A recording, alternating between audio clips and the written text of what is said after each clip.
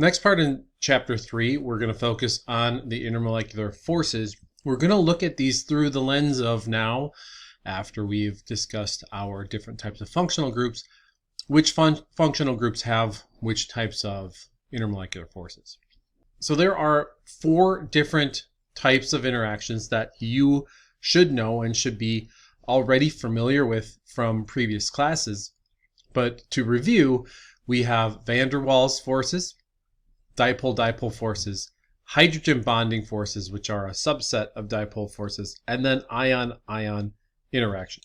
The weakest force are the van der Waals forces, where we have these temporary induced dipoles. So they're temporary because they're just where those electron clouds might kind of move towards during just a certain amount of time.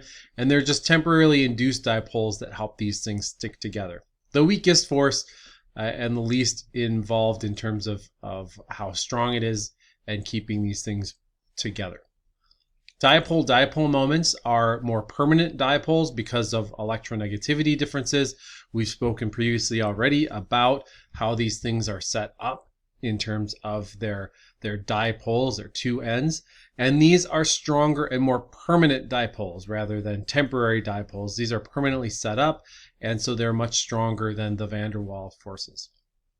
Hydrogen bonding, a subset of a dipole-dipole. It's when we involve a hydrogen in that polar bond. So here we can see hydrogen's not involved in this dipole-dipole. Here it is involved. So this is a special case where it's the strongest covalent force that is involved. So here we have this really strong pull of electrons towards this oxygen. This is still sharing these electrons, but we have, because we don't have any shielding, we have a full proton, that positive charge that's not being shielded. So, and it's very small atoms, so that these interactions are pretty strong. Then finally, we have the ion-ion interactions, where we have a metal, for example, and a non-metal, or a polyatomic compound, which would have a full charge associated with it. And here we're going to have full-on charges. They're not partial charges like we see in these other versions, but it's full-on plus minus 1 charge. And these are the strongest types of forces. So just to show you some examples, here we can see the interactions, electrostatic interactions between a sodium ion and a chlorine ion. And these are holding their own electrons. They're not really sharing them, but because they have a full charge, they are going to be attracted somewhat to each other. And these, again, the strongest intermolecular force attractions that we're going to consider. We also have van der Waals interactions. Here we go from the strongest to the weakest. And these, again, are just temporary induced dipoles. So here is kind of an electron cloud that's around our methane, for example. And you could just see that, or imagine this is kind of this electron cloud as a sort of a pool of water. And you kind of would see a ripple, or the movement of that water kind of back and forth in a little pan.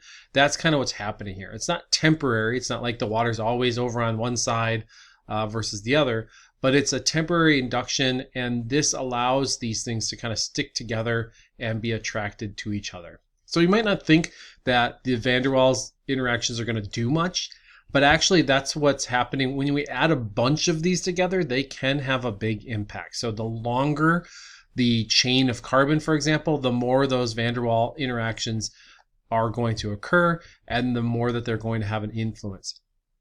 This is just an example of a gecko's pads, for example. They're really fatty pads here. You can kind of see those little things, how they are set up. That allows them to use, they're actually just using van der Waals interactions for whatever they're walking on, and their pads on their feet. So this is enough to kind of, the combined effect of this allows them to kind of hold their body weight so they can climb up and down walls or on ceilings even. You can see these effects on things like pentane. The longer those chains are together, the more of those interactions they're able to have. Versus even if you have the same number of carbons, so we have 1, 2, 3, 4, 5. If we have 1, 2, 3, 4, 5 in a different orientation and with a different way that they're attached to each other, but we're going to have less of these interaction possibilities. So we would imagine The more of these we have together, the higher the boiling point. The higher it is, the harder it is to pull these apart and with energy. Versus these, we would imagine would have a lower boiling point because the interactions between these two would be weaker and fewer. A lot of times the strength of these interactions are described by in terms of boiling points or melting points, and that's because the more of these connections they have, the more energy we have to put into the system to break them apart. And energy is directly related to the temperature, and the amount of temperature that we put in is related to the amount of energy we're using to break these apart. So if we're in a solid, this is going to form a crystal where these interactions are holding that crystal together. If we add heat and energy to start vibrating and rotating these things, these are going to break, and at the point, the temperature at which these break, give us an indication of how many of these intermolecular forces are at play in that crystal structure. So the weaker the interactions, the lower the melting point or the boiling point, and the stronger the higher. And that also means we have more of these interactions occurring. Dipole, remember that means two sides of a pole. We have a positive end, partially positive, partially negative. These are permanent dipoles, and we set these up and they can have larger influences on for these interactions by themselves are much stronger than the temporary induced dipoles. So we would expect these compounds that have dipole-dipole interactions probably have higher melting or boiling points because of these interactions they're able to organize themselves with.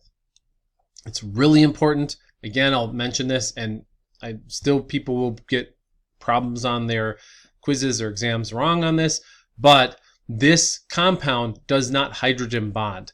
It can be involved in a hydrogen bond, but it itself does not have hydrogen bonding capacity because there's no hydrogen attached to any more electronegative element. So here, all of the hydrogens that are shown are only attached to carbon. So this acetone itself doesn't hydrogen bond. So we wouldn't say that if I'm asking you a question about hydrogen bonding. If it doesn't have a hydrogen attached to a more electronegative element, which would be any of these over here, nitrogen, oxygen, fluorine, chlorine, bromine, sulfur, these are the compounds that would typically be involved in something that could hydrogen bond.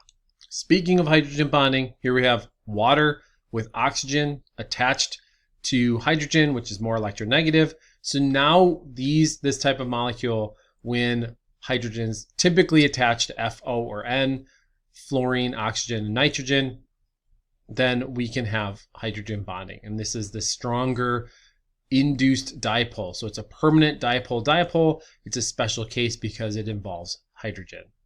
As a review, we have van der Waals, which is relatively weak molecule. That we have van der Waals forces, which are relatively weak in strength. All molecules have the capacity to engage with the van der Waals forces, and here are some examples of the types of compounds. Dipole-dipole interactions are moderate, and they have variations. Here we need to have something attached, generally carbon attached to a more electronegative element. Hydrogen bonding is going to have oxygen attached to hydrogen, nitrogen attached to hydrogen, or hydrogen attached to fluorine. Those are typically those three compounds that we're going to see there that'll be involved. And then ion-ion interactions are very strong. So these are typically a metal and a non-metal interaction. So here are a couple of examples that we'll see there. All right, so another learning check. So pause the video and write down the answer for this question. What type of intermolecular forces are present for each of these compounds? So if you're not sure, go back and watch again to answer these questions. Bring your answers to class. I'll be checking your work when we meet next. So I mentioned that the intermolecular forces relate to boiling points, for example, and the reasoning for that. So we'll look at some specific examples to show you here. And here we have pentane, and we know pentane will only be able to have van der Waals forces. There are no other oxygen, nitrogen, anything else that would be more electronegative. It's just a hydrocarbon. So this is 1, 2, 3, 4, 5 carbons. Here we have butanol, And we have 1, 2, 3, 4 carbons and 1 oxygen. So 5 different kinds of compounds that are heavier than hydrogen, for example. So similar molecular weights as pentane. But we look at the boiling point, we go from 36 to 76. And that whole thing, it doesn't matter the mass of it, but what's really changing here is the dipole-dipole interactions that this carbonyl group is able to engage in. Now we go to butane 1-ol, and this is the same similar type of mass as the butanal. 1, 2, 3, 4, 5. 1, 2, 3, 4, 5. Right, we have 5 bigger molecular weight atoms, and now we have hydrogen attached to oxygen. So this bump is based on entirely the fact that this can now hydrogen bond. So we go from van der Waals forces giving 36 degrees, then we move up to 76 with dipole-dipole, and then hydrogen bonding bumps us up another few degrees. So we can see this in this molecule if we add different types of interactions for increasing intermolecular forces, and that's directly related to the boiling and the melting points, their increase. So sometimes when we're looking at this, if we're doing a distillation in the organic chemistry lab, for example, we would guess that something that has an alcohol group on it should have a higher boiling point than something that is, for example, a ketone or an aldehyde, as it is in this case. So a butanal is an aldehyde. And we do this. We have one of our labs is going to involve changing an alcohol into an aldehyde. And when we would distill this, this should come off in our distillate. This should be one of our first fractions that come off. These aldehyde functional groups should distill first. And after those are gone, then we'll put energy into breaking these alcohol functional groups apart in our solution. So it's something that is an important idea because it helps us understand what's happening in the lab space as well. Something I also would like to talk about is this idea of polarizability and symmetry on boiling points. If we're looking at two compounds, iodomethane or fluoromethane, they look similar if we look at their just structure and in terms of how we write it out. Carbon, iodine, carbon, fluorine. Now, what happens though is that iodine is much bigger than fluorine. So the area in which these electrons around this cloud are distributed over more space. And because of that, we're actually going to have a higher boiling point because we can spread this out in our solution more, and then these are able to have more interactions with other iodomethane compounds. Versus if we have a less polarizable, we have you can see this heat map, we kind of have a higher amount of negative charge on one side, and those interactions are going to be less able to exert themselves within that boiling point state. Symmetry will also play a role in this boiling point. You'll notice that 2-methylbutane versus 2,2-dimethylpropane. We have 1, 2, 3, 4, 5 carbons. 1, 2, 3, 4, 5 carbons. Both the same number of carbons. But this compound on the left is less symmetrical, so there's less organization, and that means it's harder for these to kind of lay down on top of each other, and they have less van der Waals interaction capacity. Versus this is a more symmetrical compound, and these units are able to kind of organize themselves into a lattice or kind of a crystal structure more efficiently and effectively, and therefore they're able to have a higher melting point. So polarizability and symmetry will play a role in the boiling points as well. All right, so now I'd like you to look at and think about those different things that we were talking about in terms of the symmetry, the functional groups, the different types of intermolecular forces. How would you compare A, B, C, D, all of these different compounds with each other? Which one do you think would have the higher boiling point? So again, do this work and then bring these answers to class, and we'll talk about them when we meet the next time.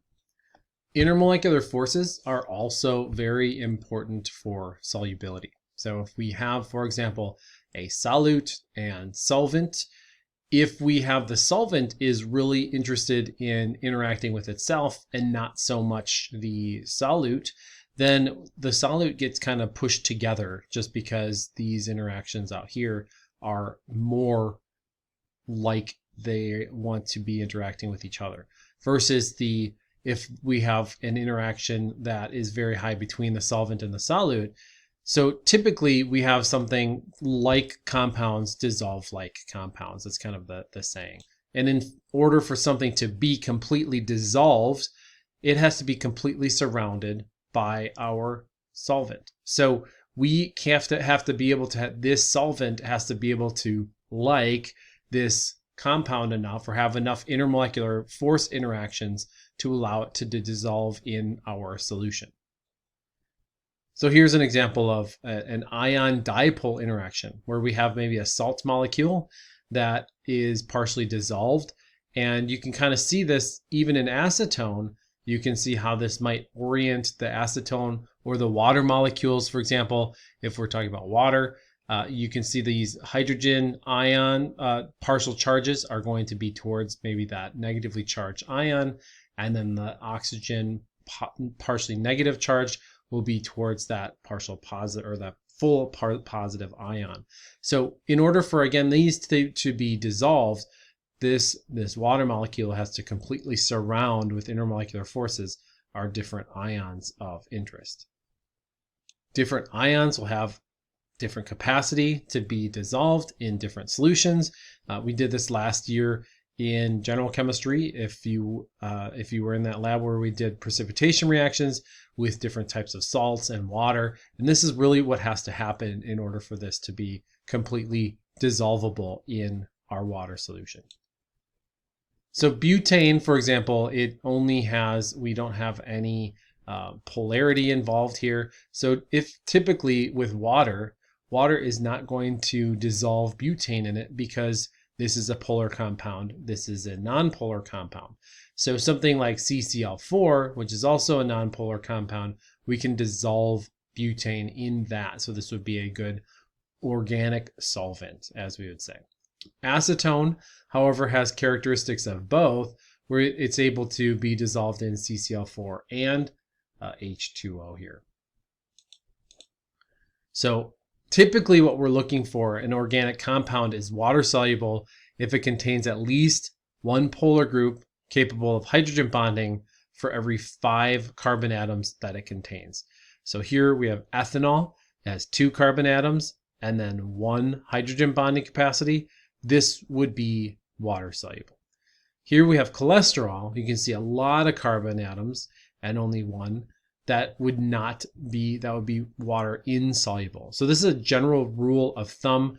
It's a 1:5 ratio for these hydrogen bonding atoms and then carbon. So typically we're not going to be more than 5 carbons for every one of these. So if we had maybe a OH here and an OH here and a couple more, we might be able to get this cholesterol dissolved, but we have to have a lot more of that for this to turn into something that's soluble in water. Again, just kind of a warning about this because it will come up and I will ask you this, and it is something that's very easily mistaken and done incorrectly. If I'm asking you to identify something that is able to hydrogen bond, I'm not talking about, so this is a hydrogen bond between an acetone and water, but you can't assume that water is always in your solution. So if I'm just saying acetone by itself, does it hydrogen bond? No, acetone by itself does not hydrogen bond.